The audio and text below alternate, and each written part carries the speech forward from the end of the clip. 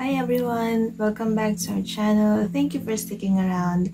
Today, pag-uusapan natin kung paano ang naging experience ko as an international student in a New Zealand school without me leaving the country yet. So if you're interested in that, stick around for more details about that topic. I know for a lot of Filipinos, it is the dream life to work or live abroad, but that is not the case for me when I started this journey of being an international student, because it never really occurred to me that I wanted to go abroad. I wanted to do that for travel and leisure purposes, but not necessarily live or work anywhere other than here in the Philippines. But then, my mindset changed until last year,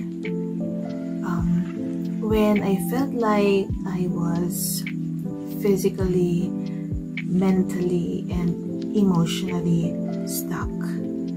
I know it sounds like what I need is a therapist, but I felt like what I need is a new environment, a new lifestyle.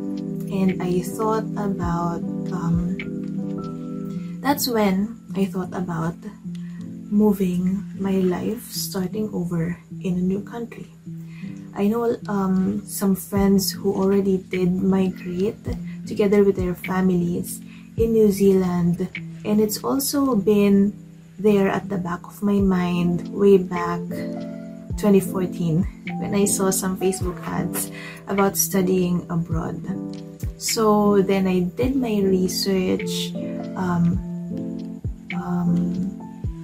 tried to look for my options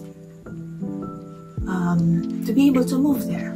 And that's where I stumbled upon being an international student, or what they call the international student or the study pathway. I met Miss Jessie of Golden Summit Immigration Consultancy, and I know there are a lot of other agencies that can help you in this process, but I just opted to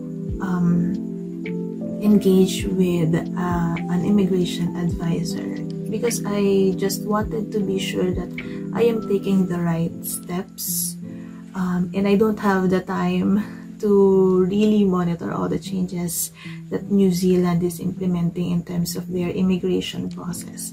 And if you already did some research about their process, they are constantly modifying their process. So engaging an immigration advisor was really helpful for me to keep track of the requirements that I needed to submit, and just having someone who will advise me on maybe what career path or study program I will take. Going back to Miss Jessie of Golden Summit, she is not the immigration advisor, but she was the client support officer who was assigned to me. I am very thankful for her support all throughout the process. It was a year in the making, and so I know a lot of you are interested on what's the process, what are the requirements. So I have with me here the list of requirements that she sent to me last year. So these are the school requirements for enrollment.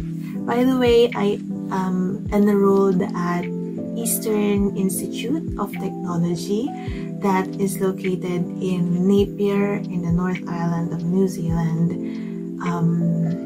and I am currently enrolled under their postgraduate diploma in applied management. So here we go. I will try to insert the list here. First is, of course, your IELTS exam. That is the reason why I took my IELTS exam in January of this year, and I submitted that to the school. If I'm not mistaken, the score requirement is 7. I can be wrong, but I think that is the score requirement for my course. Not sure if that's for just the course or for every international student, but then yeah, you'll have to check with your school what their requirement is, and depending also to your program. And then of course you're gonna need a copy of your passport. Although I took my classes online, that was just part of my overseas to on-campus school. So soon I will be flying to New Zealand to continue my on-campus study. I was only able to take a semester online just because I was just waiting for New Zealand borders to open. And when they gave the announcement that they're already opening their borders for international students, I actually belong to cohort 4. I was already due to fly there last August, but unfortunately some things did not go as planned, so that's a story for another video. But yeah, you will need a copy of your passport. You'll need to submit a copy of your passport, and then all your employment certificates. I was already working during that time, so I do have employment certificates. But if you are just planning to, you haven't had any work experience yet, then you don't need to submit your any employment certificate. You're also gonna need your transcript of records. In my case, I already took my bachelor's degree way back 2011, so I submitted that. I also studied a year of master's degree in 2019, so I also submitted that. And then also my college diploma, my PRC certificate or ID. I am a certified public accountant here in the Philippines, so I just submitted that. If you have any other certifications, you can also submit it to them. If you don't have any PRC license, that's totally fine. And then birth certificate, and the marriage certificate if you're already married. And then your curriculum vitae or CV. Next is your letter of intent, and then career intention. So for the last two requirements, letter of intent and career intention, Golden Summit already provided me a template, so I just copied the template that they gave to me and then inserted my specific details, and then that's it. That's all the requirements for studying online. Now that you already know what are the requirements, of course, you also have to be financially prepared if this is the pathway that you wanted to take. It is not very budget friendly, to be honest. I think some factors that affected the cost is, of course, the cost of living in New Zealand is way higher than the cost of living here in the Philippines.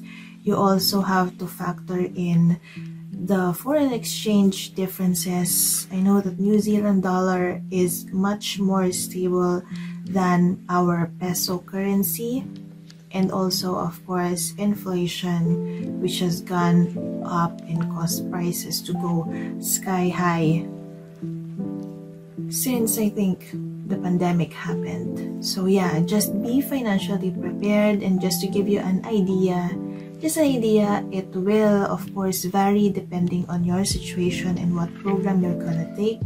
But in my case, just for the online study alone, and that's just for a semester, I spent, I had to allocate or allot a 6-digit budget for a semester.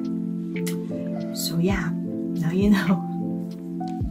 Now, I know you're curious what it's like to be studying and also working. If you've seen my video about freelancing, you know that I'm working online as well. And during the time when I started being an online student, that was way back May of this year. I have work here in the Philippines. I have clients based in the US, and then I also have to study online. So if you can just imagine, I'm working on Philippine time zone, US time zone, and also studying in New Zealand time zone. So I barely get enough sleep during that time. So yeah, just to set your expectation if you plan on working and studying at the same time, if you're going to study online before eventually going to New Zealand to study on campus. Okay? Now let's talk about the subjects that I took. Actually, there's only 2 for a semester. And then, what's the curriculum like? I took up leadership and strategic financial management, which I think I already have an edge because of my accounting background.